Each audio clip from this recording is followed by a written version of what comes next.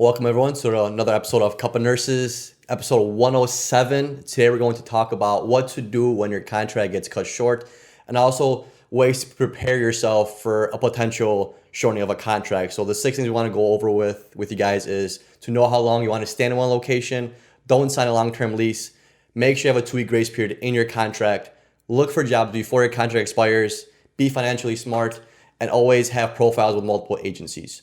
So, typical nursing contract is 8 to 13 weeks.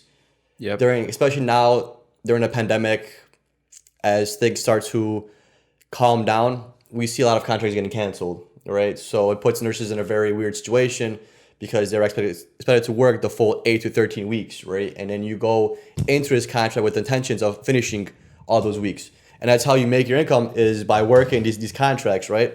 So then you're kind of stuck in a situation where you've been at a job for X amount of weeks and now you're cut short. So now you're losing those weeks of pay, and it sucks. It puts you kind of down because you expect to work the 13 weeks, right? Yeah, as a travel nurse, it's always you always have to adapt to things. So never think you're going to work the full 13 weeks, just like we mentioned about the leases and things like that. You always want to be on your toes, especially during what we experienced that pandemic. And we have our own experience where, we extended a contract for 6 months total. We wanted to stay another 2 more months because things just worked out for us coming back to Chicago, summertime, and there was no jobs. Everybody's just getting cut short. We're getting short staffed, which sucks because you could get canceled every 2 weeks and not get paid for it. So that taps into our stipends, for example. And yeah, man, like COVID kind of disappeared, and now we had to kind of scramble. We had this same 2-week period, just what we talk about, in order to find another job. Right. Travel nursing in general is pretty stable, but obviously not as stable as like a staff job where you come to work every day or whenever, and your job's always gonna be there.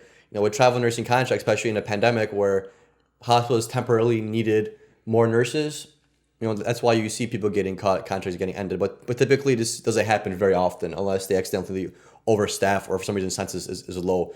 The reason why we weren't able to renew our contract, Matt and I didn't get cut short, but we just didn't get the opportunity to renew for another time, which was our plan. So the first tip to offer you guys when you're signing a contract, or if you're going to be cut short or you have that risk for getting cut short, is know how long you want to stay in one location. That's beneficial because your recruiter is going to know that you're here for 13 weeks and you're going to want to stay here for another 13 weeks, right? So he or she could already start planning your next contract, right? If you want to work in LA for 13 weeks, let the recruiter know, hey, I'm going to take on this 13-week contract, but I really want to stay in LA for 6 months.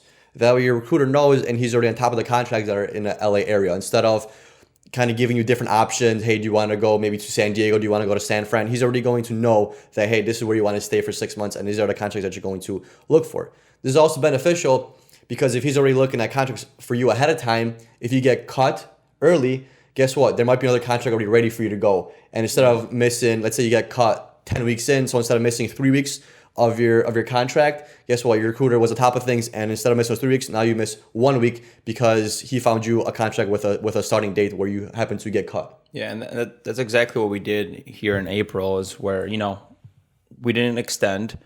And we didn't want to relocate because we have a lot of strings attached when it comes to podcasting, everything that we're doing. It was just not in our favor to look for a crib, right? So you tell the recruiter, hey, find me something in a 30-mile radius, and they'll find you all these jobs nearby. And you could apply to, we applied to like 3 hospitals. And we could get, back to the story, which will be the other point, is just to have multiple agencies, because in our situation, we couldn't find a contract with the same agency. Just, it is what it is, and that's just one of those things with travel nursing, is just everything's up in the air. I kind of like it, though. I've been doing it for almost 2 years now, and I kind of like this feeling that everything's up in a day. It's like next month you don't know what's going to happen, where change is going to be. We're transitioning from from night shift to day shift, and it's cool because it's just different. Right. Don't get us wrong. Travel nursing is very stable. It's just people have to understand that during a pandemic, there's shit's hitting the wall. So we don't really know what's going on. people are coming in, they're sick, so the hospitals themselves don't know how much nurses do to staff, so they're rather overstaffed than understaffed, right? Because then there's a pandemic going on, who knows what's going to happen. So this is why we see these contracts getting cut early. Yeah, and also perspective, Pete, is we work in the ICU, so there's already a fluctuation to begin with, right? Like when I was back home in Chicago, I was sometimes getting called off or being on call or getting canceled, right? At LaGrange, I worked at a less acute hospital. So if you work med-surg tele as a travel nurse, you're not doing ICU, those contracts are going to be a lot more stable because their numbers, their census doesn't fluctuate day to day. For us, we have 11 patients on nights. You freaking ship out 4 or 5 patients during the day, and now you got to freaking put a bunch of nurses on call because that's just the ICU life, Yeah. And also, if you guys want to stay somewhere long-term wise, don't only let your recruiter know that, but also speak to the manager. If you really like the hospital that you work in, you really like your unit, your manager, let them know ahead of time. Be like, hey, I signed this 13-week contract with you guys, but I really want to be here for X amount of months. Let them know, because then they'll know, hey, Sarah's been here for 13 weeks. She's looking to renew. Let's renew her first instead of training new nurses, right? That way they already have a slot ready for you to go for another 13 weeks or another 26 weeks or however much weeks you want to go. So the more people that know you want to stay at a place longer, the better it is for you. Because now the manager in the back of his head knows we don't need to fill 3 spots. All we really need to do is fill 2 because Sarah said that she wants to be here for 6 months instead of 13 weeks. Yeah, keep them in the loop, and then be cool with your manager. Even though your recruiter is the middleman, if something were to happen, befriend your manager, get their number if you need anything on the go, or text them about little stuff that we always had issues with, or aligning your schedule. Your manager, and then whoever makes the schedule, be their friend, because that's how things work out. For example, we have another contract that's coming up.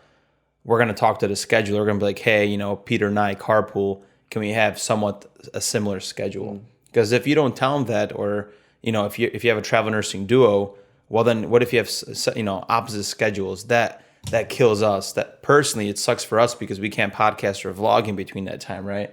So if you are travel nursing with somebody, also befriend those 2 people, manager, scheduler, just so your contract is that much better. Yeah. So point number 2 to have a less detrimental contract cancellation is don't sign a long-term lease. It's always cheaper if you could sign a 6-month lease and an 8-month lease, but as a travel nursing, especially during the pandemic, if you're going into a contract not sure if you're going to work the full 13 weeks, don't put yourself in a position where you're in one location for 6 months without a job, right? So it might be a little bit cost efficient to sign a long-term lease because it's going to come out cheaper in the long run. But in this case, if you're not sure where you're going to be in the next 3 months, 2 months, 6 months, 8 months, or whatever, any kind of time, it's better to just do a 3-month lease. Yeah, you're going to pay a little bit more, but it's less of a headache if you get canceled and you have to relocate somewhere else, right? Yeah, plus we know that nurse that she did the same thing. She signed a 1-year lease, and she's getting 8 months, not canceled, but her contract's not extending. So now she has 8 months to fill a void. And I'm just so what are you going to do? Are you going to go find a per diem job or a staff job? She's like, I don't know. I'll figure it out when the time comes. So it's now you got a 1-month crunch. What do you want to, cancel your lease and lose 3 months of your down payment, whatever it is? I'm not sure how the contract works, or you have to find a job. So yeah, just do month-to-month leasing, which is the best bet. A lot of nurses like Airbnb for that reason, because there's no commitment. Of course, you pay more. And then there's that furnish finder route where you do month-to-month leasing the way we do. We sign a contract with our landlord month-to-month, and he's usually cool. He's pretty, not resilient, I want to say. He's very, very flexible. So we want to stay 2 more months. Hey, we text him, and he's cool with that. We sign a lease, and we're kind of rolling with it. So yeah, don't do the long-term leasing because it might bite you in the ass. Yeah, if you're really committed and you're working in a city like LA or a big city with a lot of hospitals around, you might get away with it.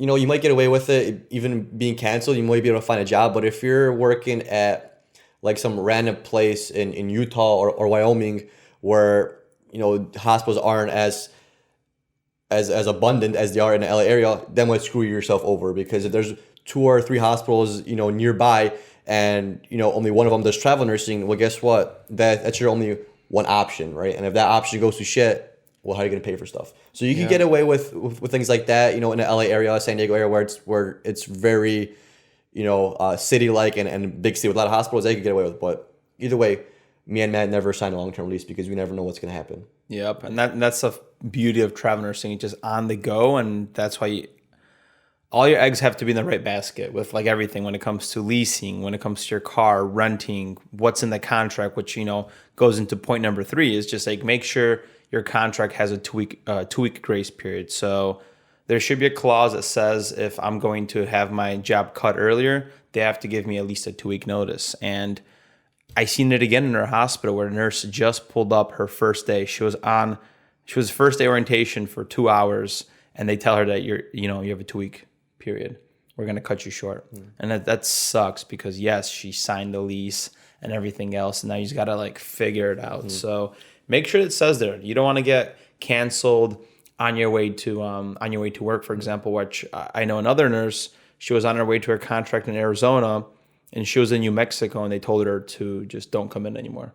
And now you're screwed in a different state as you're trying to travel there to find a job. So that 2 weeks is going to really help you out. Yeah, that's really crazy because not every hospital has that, and not every contract has that. And we literally just found out about this, during this contract, during a recent contract, because I never knew that was like you could have a 2-week grace period like that. Because usually I hear nurses stay like your friend went to Arizona is literally she came in or she got a phone call and said, "Hey, don't come into work," and you're literally screwed. So always push for this 2-week grace period. That way you can at least have the 2 weeks paid. That way you have some kind of income. Yeah, they might call you off for those 2 weeks, but at least you'll get like that on-call pay or a little bit of your stipend or something like that instead of having nothing, right? And then it also gives you 2 weeks to find a job in the meantime instead of just like sitting in your car crying and saying, "Hey, I'm unemployed." Yep, and I want to add in under that, make sure you have something in the contract that says you need to get canceled once every 2 weeks. So even though you have that 2-week grace period, or they start canceling you because they don't need you for work, like they cancel me twice in a week before, at least you have this to back you up, so at least you get paid your stipends from your agency.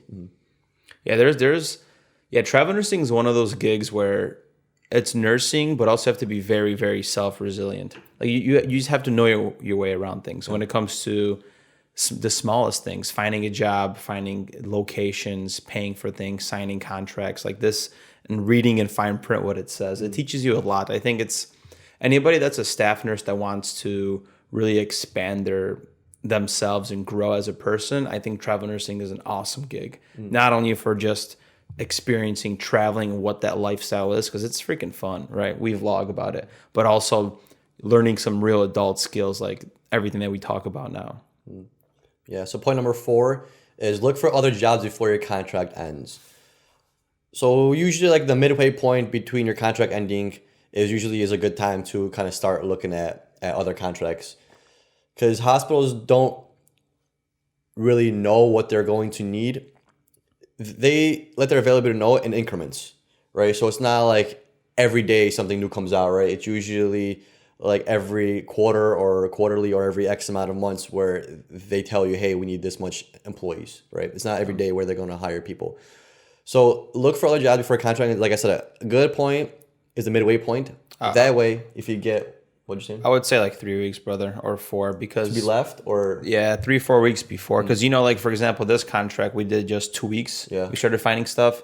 Some of these people don't have jobs yet, or remember, Pasadena just opened up within that 2 weeks. So I would say like 3 weeks, guys. Okay, yeah, 3-4 weeks. Like start having that in mind. It's also beneficial because you're going to have something lined up for when your contract ends. And guess what? If you get canceled early, 2 weeks earlier or whenever, you already have a job lined up and you might be able to take on that job early. So yeah, always kind of look forward on the future, because it's not a staff job where it's always going to be there. You're going to have to find yourself new jobs every X amount of weeks, X amount of months. Yeah, and then it all comes down to job security. So you need something that's you have to protect yourself. Basically, it's your income. So don't procrastinate when it comes to this stuff. You could procrastinate everything else in nursing school, whatever, doing papers the day before. But if you procrastinate looking for a contract and keeping up with your recruiter, calling them, applying to multiple jobs, that's another thing we recommend. Multiple jobs, just apply, because let's just say get screwed over, In our situation, which is point number 6, I don't want to talk about it, is we applied to 3 jobs with one agency and it just didn't work out. So you always need a plan B. Right. Yeah, even like apply to contracts that you don't really like that much. because there's gonna be a lot of contracts coming through. Or like even a pay cut. Remember, like there was a pay cut that's like $1,000 less a week. We're just like, it's kind of, we don't want to do that. We want to get paid more, but Just in case. yeah, just in case with the situation that we have, hey, it's only 2 weeks. Let's not push it, right? Because then if you want to be very picky, I want the highest paying one or the highest two paying ones, and then you don't apply for that third one, which could have been option C, and you get screwed over, well, you might have to be relocating or going somewhere else. Yeah, right. So point number 5 is be financially smart. Just because you're getting paid nicely and you could afford the $4,000, $5,000 a month on rent doesn't mean you should always take the bougie route, because guess what? Your person that you're getting the lease from or you're renting from doesn't care if you have a job or not. They want to get paid either way, right? You're going to have that bill due monthly no matter what. And if your contract gets cut short, what are you going to do if you have a high rent or a high lease cost, right? You're kind of screwing yourself over, because the money you could have been saving and the money that could have been saved and put towards rent while you're canceled, you don't have that option now because you decide to go the high and mighty route and you got a nice crib and now you can't afford it because you haven't saved up enough because you weren't prepared to have a contract cancellation. So you shouldn't always spend every dollar that you get. Just because you make more money doesn't necessarily mean you have to spend more money. That's the lifestyle, man. Right. Straight out of nursing school, made more money, spent more money. Yeah, it's a vicious circle, Yep. And now we're making travel nursing money and we're spending more money too. So don't try to get kind of trapped. Just be financially smart. We're not saying don't spend money. You deserve to spend that money. It's your money. But instead of getting a crib that's gonna require $4,000 in monthly rent, get one for $3,000. That way you're saving $1,000 a month. And guess what? If you're in a contract for 3 months and you get caught 3 weeks early, guess what? You have $1,000 to work with still, compared to zero. Yep. And then also, I remember 2 episodes ago we talked with the debt-free nurse about like an emergency fund. I'm not sure how many months she said we should have one saved up. There's 3. 3 months? Okay. So yeah, definitely with travel nursing, you want to have money saved up as well, because with travel nursing, you can make, let's just say, within those 8 months, you can make your 1 year salary as a staff nurse, or within, let's just say, maybe even half a year to even 9 months, you can make your whole year salary. So more than likely, not everybody does this, but you want to take a break and you're going to go back home, you're going to chill there for a month or 2. Some people do. We like to do that. Maybe you want to go for a couple weeks. You're not going to be making any money. And then when you sign a contract, that first week, you're not going to be making a lot of money. You need money for your flights, for your transportation, for your security deposit, for your first month's rent. Like that, all that shit is going to add up. There's a lot of front loading when it comes to starting a contract. So you want to have money set aside. You don't want to be that person. It's kind of funny because that shit happened to me. Like when I took a 3-month break from travel nursing, I thought I had all my, eggs in the right basket. And then like we're leaving and I'm like, shit, mom, let me borrow $1,000 or 2 because I need to ship my car out. I'll pay you back once I get my check, So of course, family's amazing to help you out, but just be smart, set some money aside, because with travel nursing, the bills, the financial debt, the financial burden does add up really quick when it comes to the beginning. Right, especially if you want to take those months off. Definitely a 3-month emergency fund. That's probably the best thing you could do as a nurse. Especially as a travel nurse, because just like we said, if you get canceled, guess what? You have that 3-month reserve, and you're not going to use it all up because you're going to find a month, or you're going to find a job within those 3 months. It doesn't take months to find a job. It takes a couple weeks, but still that couple weeks does put you back, because if you're making, let's say, $3K a week, and I do simple numbers, $2K a week is always easier to do evens and odds, So if you're making $2K a week and you get canceled 3 weeks left your contract, you're losing $6K. Yep. Right? $6K. That's like quite a bit of money. And $6K might not seem that much to some people, but comparing it to your 3-month budget, you're gonna have more than $6K in your 3-month budget. So whatever you're gonna need to cover, it's gonna be covered without you stressing over what the hell am I gonna do? Call my parents, hey, can you guys quick pay me this, or start an OnlyFans account because now you're trying to find a job, But so all you need is like maybe a month's worth. You'll find a job within a month. Usually takes like 2 weeks. Depends on how picky you are. But still, always have that 3-month reserve, because God forbid, you never know what could happen. Yeah, and I want to say that I feel like financial stress sucks the most, dude. I feel like I don't worry about it as much because we're just, making money and we're pretty smart. But if you're making low money, or you're kind of running on E, you're really burning the fumes, and you have to worry about week to week, month to month, about what's happening and you have to be stingy or you can't go out because of this, that's a shitty feeling, man. So just like we always say, just be financially smart just so you don't put yourself in that hole, because sometimes I feel like financial stress is worse than from all the other stresses. Yeah, if you're a nurse and you're single, there's no reason why you should be living paycheck to paycheck. Like, if you're single and you're making a nurse salary, staff, travel, it doesn't matter. You shouldn't be living month to month, especially if you're single. If you have a family, of course, it's a completely different thing. You have kids, that's a big payload. It's a big burden on you financially, right? But if you're single and nursing, there's no reason why. If you're living month to month, paycheck to paycheck as a nurse, that means you're spending way too much fucking money. Yep, and like ease that down. Yeah, and like if you have a lot of debt when it comes to just buying, like, I understand you finish, nursing school, you want to buy a freaking nice car, whatever. Okay, now you have a car note, and now you have a bunch of like debt, let's just say from school. Just like we always say, pay that shit off right away, man. There's no point to be paying money to people that you don't even know, and you're never gonna get that back. Like if you do the equation, for example, like paying a mortgage, I think I did the math once. It was like $2.43 a day. Yeah. That's interest for my mortgage that I'm never going to get. That adds up to like what, $150 a month, and then now you have yearly. Like that shit adds up. So focus on paying off that debt. Like let's just say if you were to live month to month or week to week to paycheck, well then hustle it out, make a financial goal, and pay that off as quickly as possible, just so you don't have to worry about it. And then you could enjoy life a lot more. You have that extra $500 for whatever your heart desires every single month, whether it's having a splurge with your girlfriend, having a dinner with your boyfriend, or putting that money away for something like a home or a wedding ring. I don't know what people save nowadays for, man. Some PlayStation 5, that's what I would put money for. Yeah, if you guys are in debt and trying to figure out how to get out of it, or need help with savings or any kind of financial talk, we talk with Ali Grotlin on episode 105. You guys could scroll back into it, and she talks a lot about what debt you should pay out first. If you have multiple credit cards and school loans and a mortgage and a car payment, she tells you which ones should pay out first and how to save, how to do a 401k, the Roth 401k, and all that stuff. She does a really good job of telling you how to be financially savvy with your income, because like Matt said, having financial stress is probably one of the worst stresses in the world, because you can't control it, and the more you go in debt and the more time you take to pay it off, that compounds. Yep. Longer it takes to pay it off, the more you got to pay off in the long run. So it's a difficult situation to be in, and school doesn't teach anything. Like nursing school, all they say is, don't worry about it. Take out the school loan, finish school, you'll be fine to become a nurse. You'll figure it out later.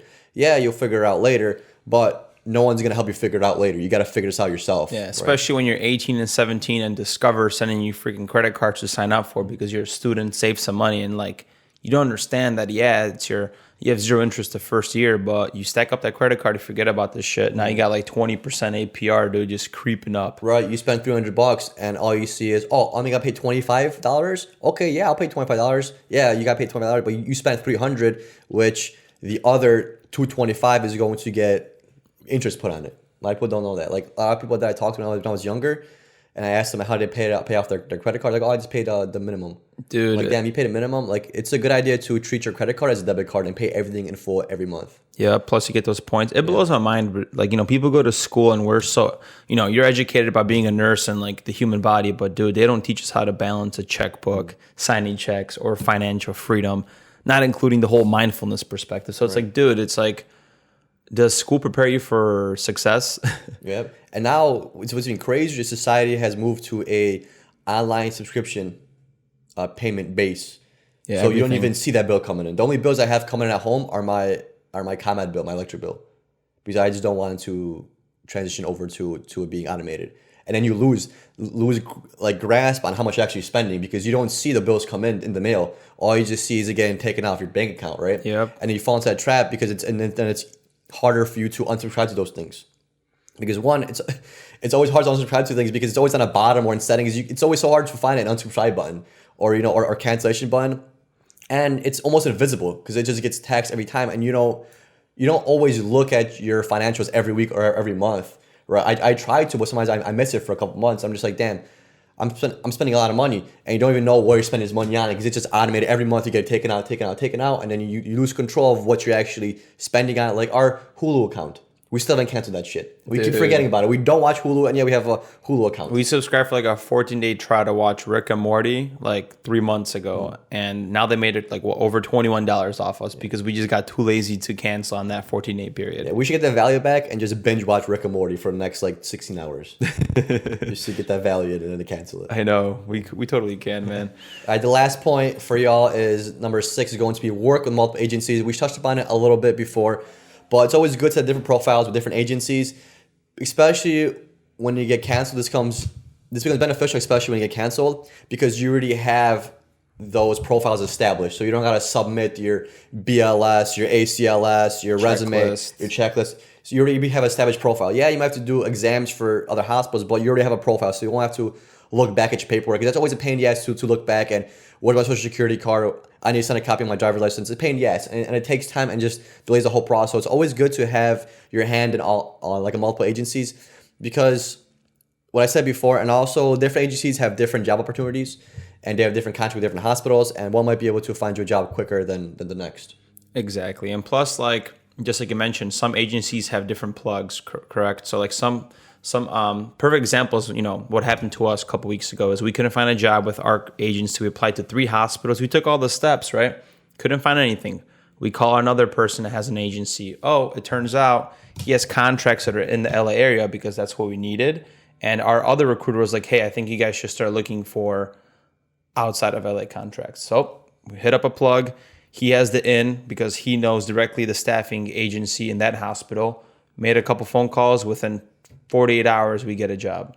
So it's always good to have multiple agencies. Like you have to be for your own best interest, like don't feel like you crossed your recruiter or something like that, or you like backstabbed them. No, that's not how it works, because at the end of the day, you're the one that's in a different state, completely alone, and has to figure shit out. So what do? You just got to be your own lone wolf, have multiple agencies, and just get the process done. So tell your recruiter, hey, by the way, I don't have any jobs, or if there's no jobs, I'm going to reach out to another recruiter. Be transparent about it. They can't do anything for it. And, if they get butthurt about that, swerve, baby. Yeah. Swerve. Yeah. Stop being soft. Just tell them that. Yeah, they work for you. A lot of nurses feel like they always have to go with the same recruiter or the same agency.